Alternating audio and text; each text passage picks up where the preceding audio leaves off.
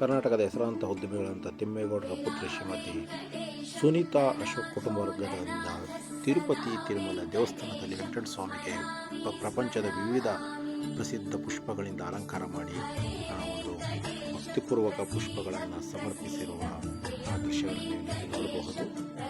ಹಾಗಾಗಿ ಪ್ರಪಂಚದ ಮೂಲೆ ಮೂಲೆಗಳಿಂದ ಒಂದು ಪ್ರಸಿದ್ಧ ಪುಷ್ಪಗಳನ್ನು ತರಿಸಿ ಭಕ್ತಿಪೂರ್ವಕ ಪುಷ್ಪಗಳನ್ನು ಸಮರ್ಪಣೆ ಮಾಡಿರುವಂಥ ಶ್ರೀಮತಿ ಸುನೀತಾ ಅಶೋಕ್ ಹಾಗೂ ಕುಟುಂಬ ವರ್ಗದಿಂದ ನಡೆದಿರುವಂಥ ಪೂಜಾ ಕಾರ್ಯಗಳು ಬರೀ ತಿರುಪತಿಗೆ ಮಾತ್ರ ಸೀಮಿತವಲ್ಲ, ದೇಶದ ಅನೇಕ ದೇವಸ್ಥಾನಗಳಿಗೆ, ಪ್ರಸಿದ್ಧ ದೇವಸ್ಥಾನಗಳಿಗೆ, ನಮ್ಮ ಭಾರತೀಯ ಪರಂಪರೆಯುಳ್ಳ ಎಲ್ಲ ಅನೇಕ ದೇವಸ್ಥಾನಗಳಿಗೆ ಅವರು ಸಮರ್ಪಣೆ ಮಾಡಿದ್ದಾರೆ.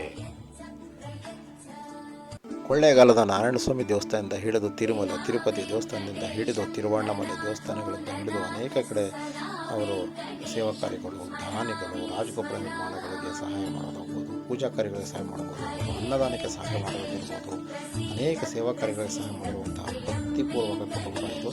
ಹಾಗಾಗಿ ಇವರ ದಾನಕ್ಕೆ ಶ್ರೇಷ್ಠ ಇವರಿಗೆ ಭಗವಂತ ವೆಂಕಟರಮಣ ಸ್ವಾಮಿ,